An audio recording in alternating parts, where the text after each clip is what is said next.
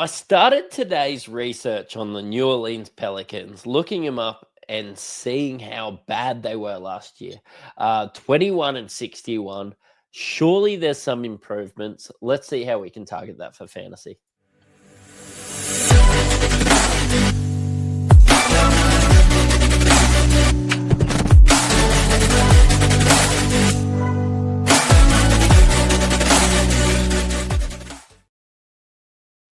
I lied, Flanders. You said pre-show, you're like, surely they can't be this bad. But 21 and 61 last year, the New Orleans Pelicans, flamboyance aside, they were pretty bad at basketball last year. What are you expecting from them this year? Not much more. I think they were shit last year. They're going to be shit again this year. I'm just hoping for less shit is probably the biggest upside here we've got. Yeah, and I think sometimes bad basketball teams can relay to some fantasy gold.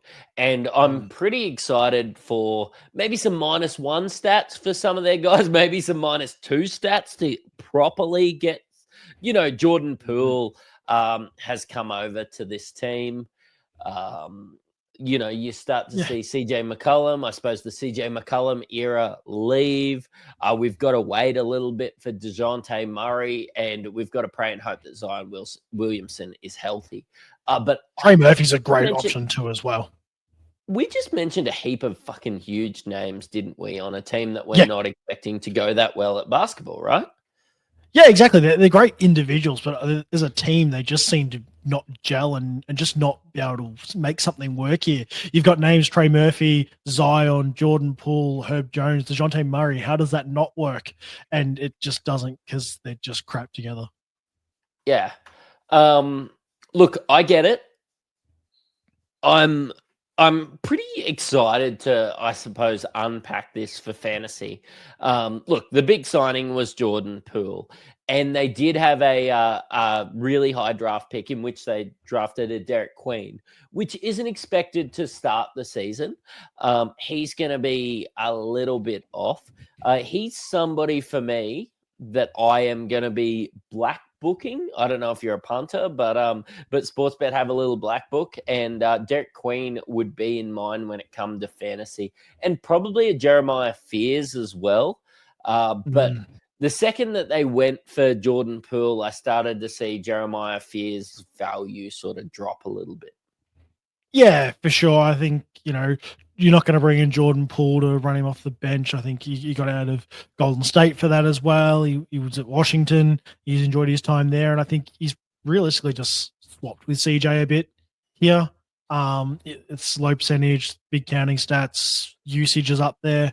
I think Jordan Poole's usage is going to be a bit of an interesting one. If you end up punting field goal with your earlier picks here, he's a great option to bring here. Counting stats are high for this guy. His usage doesn't matter. Like, his usage was higher than what CJ's was, but yeah, I still think he's a great option, say a fourth round if you're punting field goals.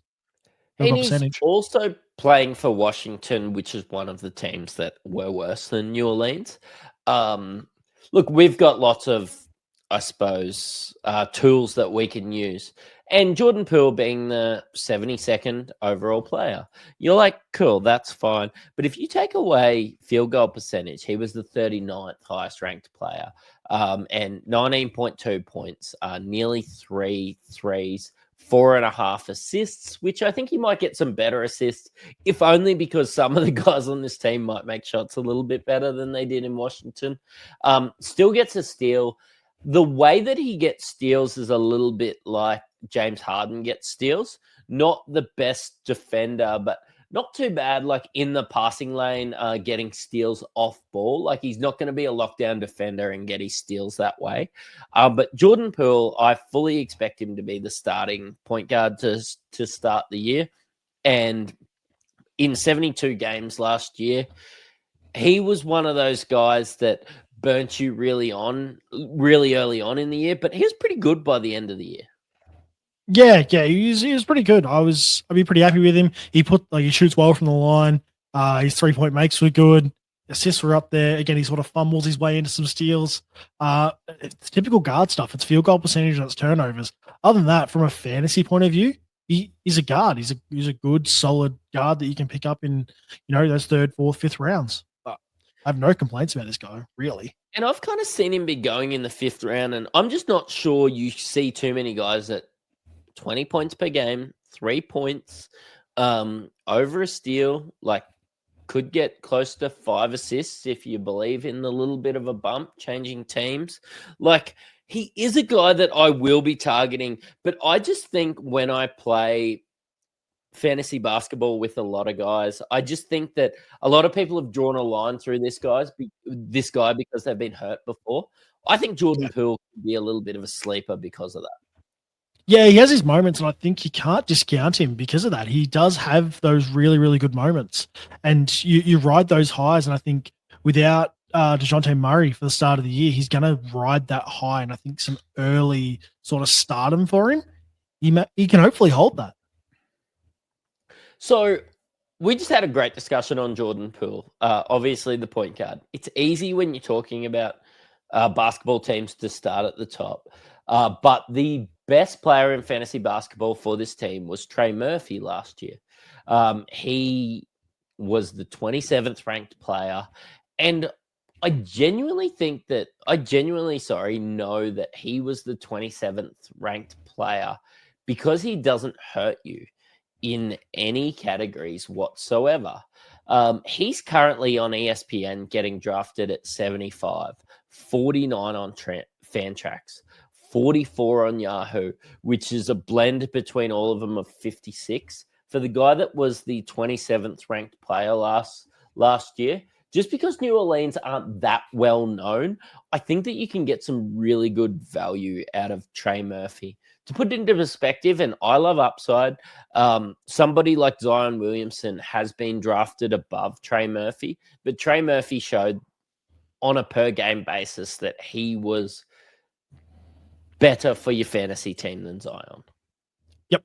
Yeah, if I had the choice of Trey Murphy or Zion, I'm taking Trey Murphy every day of the week on that. He's going to play he's going to play more games than Zion. We'll get to that later on. But he's not going to hurt you as bad as Zion will. His probably the biggest thing I've had to looked into his numbers. His jumper is broken. He shot 37% on jump shots last year. So that jump shot is broken. The layups and the dunks save him there on his field goal percentage to get him to 45, and 37% on jumpers is just shocking. But the good news is, though, surely from 37%, you can only get better, can't you? Like, you can't shoot worse than 37% on jumpers, so he could go up from 45%. And he does play 35 minutes per game, so he does always have that opportunity. And maybe that's why his stats sneak up on you. Like, you have a look, he was the guy that played the most for the New Orleans Pelicans last year in that 34.5 minutes per game. Like, Zion, when he's healthy, plays 30. Herb Jones, who I'm again excited about, I think that there could be some value, 31.5. Dejounte only played 28 in his games that he played. Like, yeah, look, I do think that Trey Murphy offers an opportunity to, I suppose, really good fantasy heads. You're not going out there and buying a Trey Murphy jersey, which, there's so many people ranked in the top 30 that I would say 50 people in Australia have their jerseys or more. Trey Murphy, there's probably 4. Yeah. Yeah.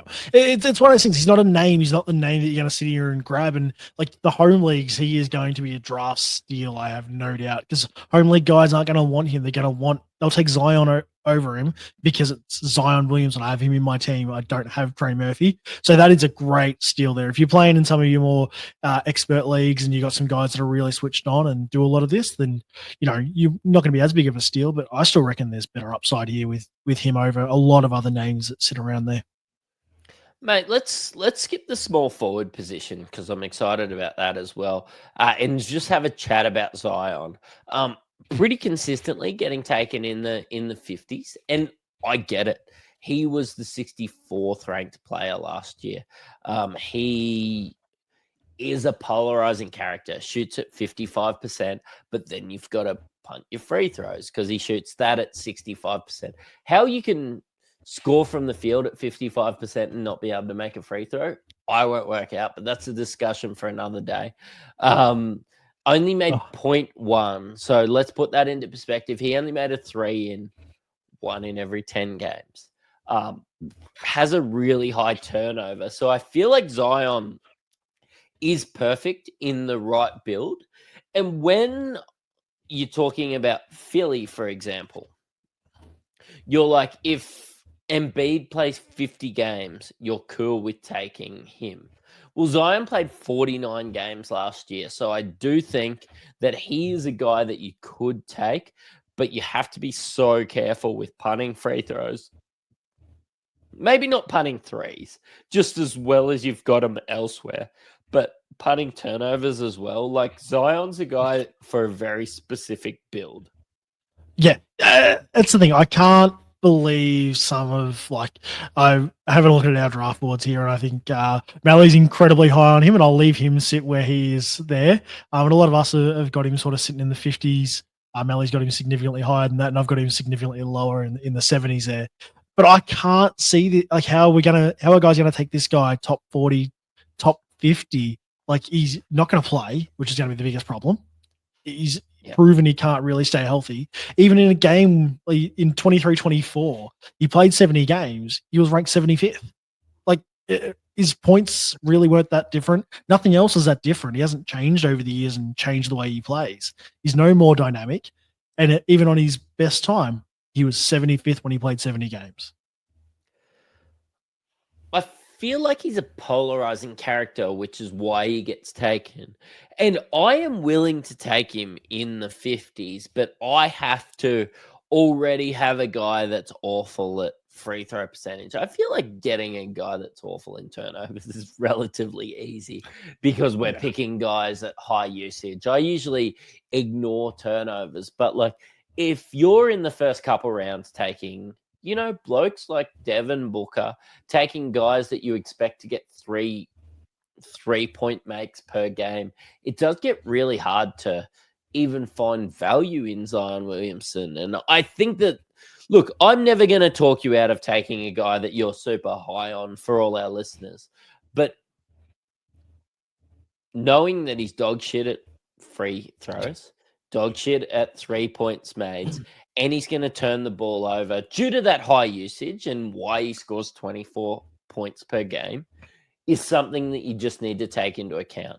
I think a Trey Murphy, who's getting taken around the same spot, 22 points per game, 3.2 3 points, 0.86 from the line, will get as many steals as Zion, will get a few less assists, but a few less turnovers, is a better option.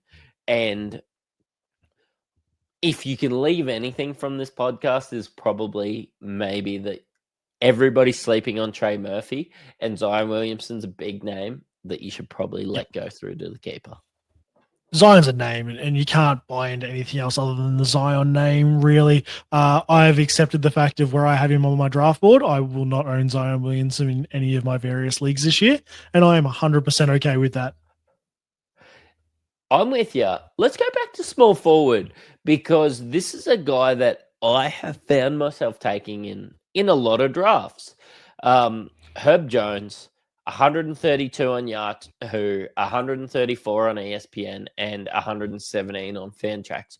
I do think, like, Fantrax, when it comes to mocks, has a lot of experts in, so that is the one that I do get a little bit hung up on. But Herb Jones last year, like, as a ranking, was the 93rd overall player. It makes no sense apart from the fact that nobody watches the Pelicans play basketball.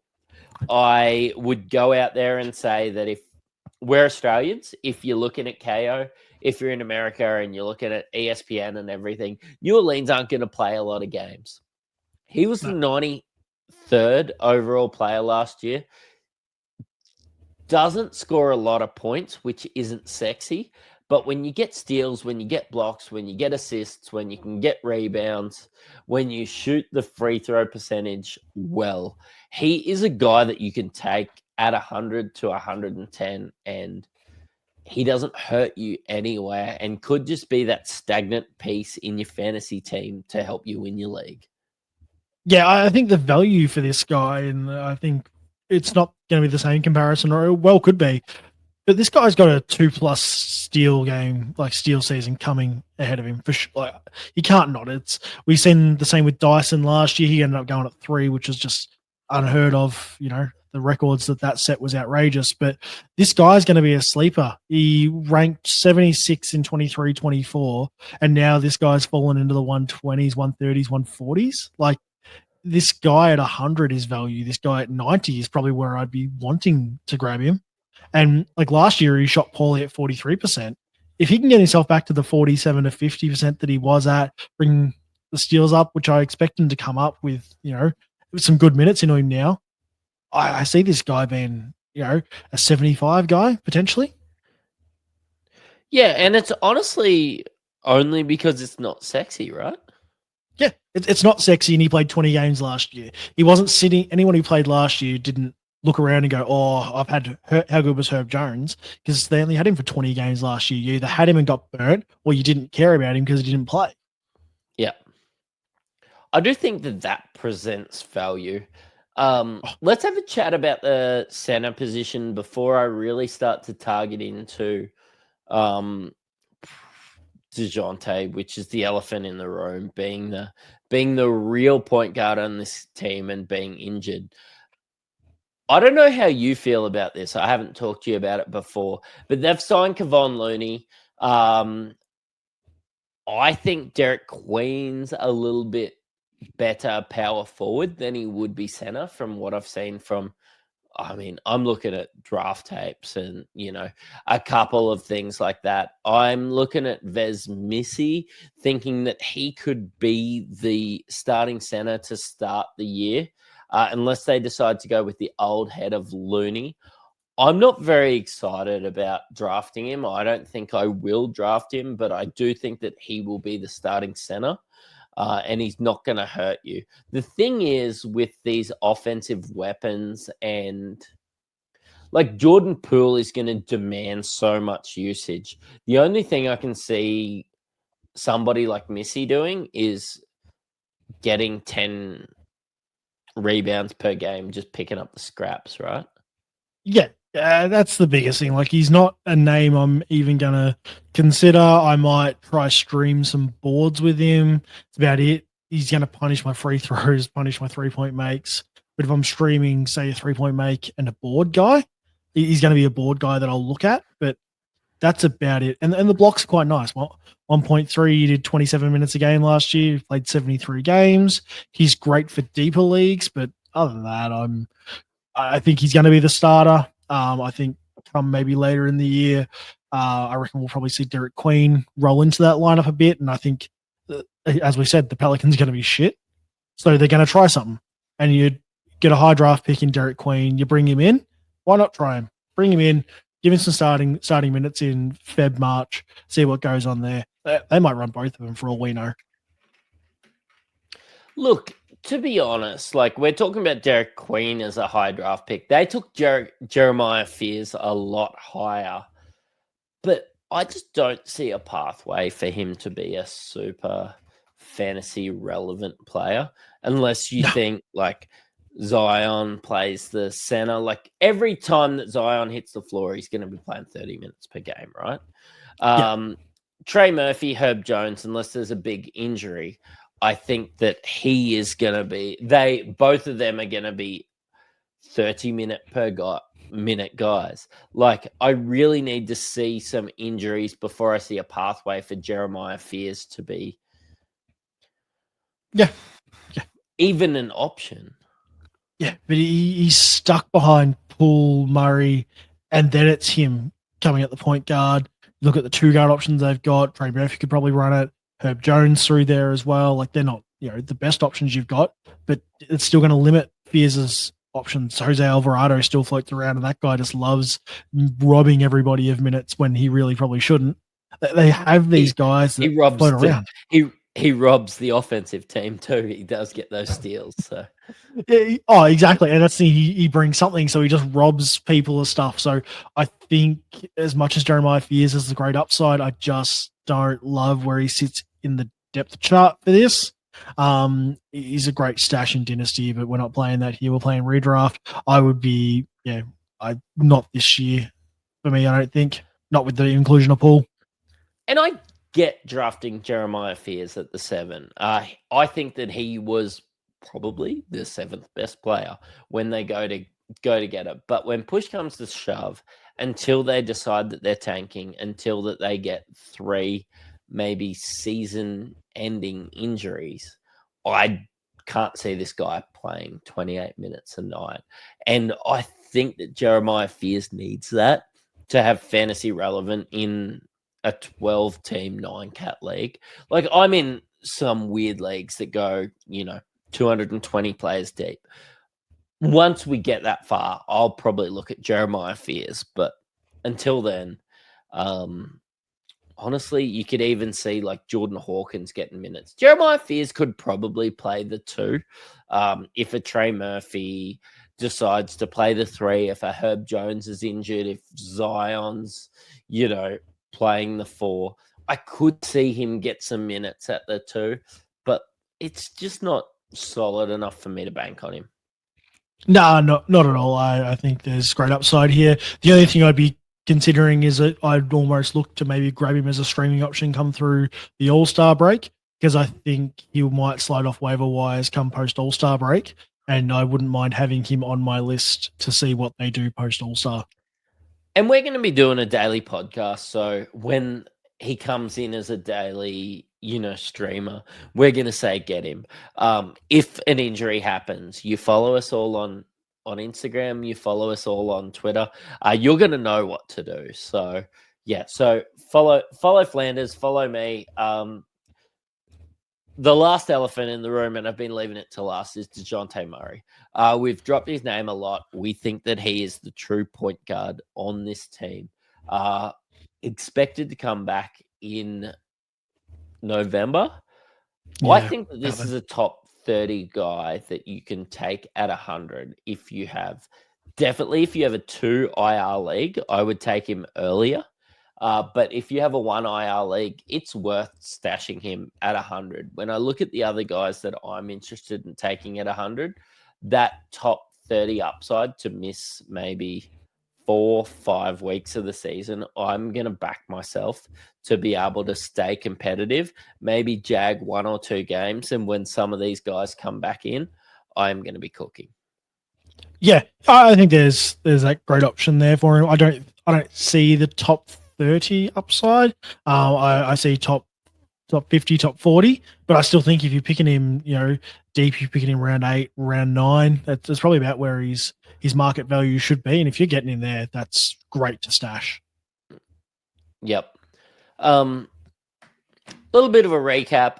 To start the year, we think Jordan Poole, Trey Murphy, Herb Jones, Zion Williamson, Vez Missy will be starting. We're not very interested in Kevon Looney, despite him being a signing, maybe him being a good locker room guy with championship experience.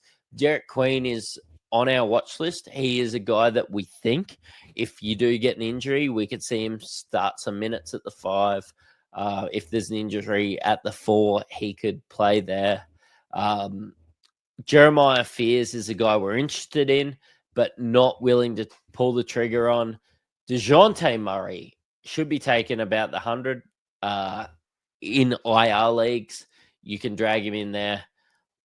I don't really get excited about Jose Alvarado, Sadiq Bey. I will never draft that man again. And Jordan Hawkins is a streamer if there is an injury, and that is the New Orleans Pelicans. Yeah, pretty much, mate. Nothing new to that one there. Pick the right guys. Don't pick the wrong ones. Have fun with that one. But I think we covered it pretty well. No, mate. It was great to talk about the New Orleans Pelicans, and we'll see you on the next podcast. Cheerio. See you guys.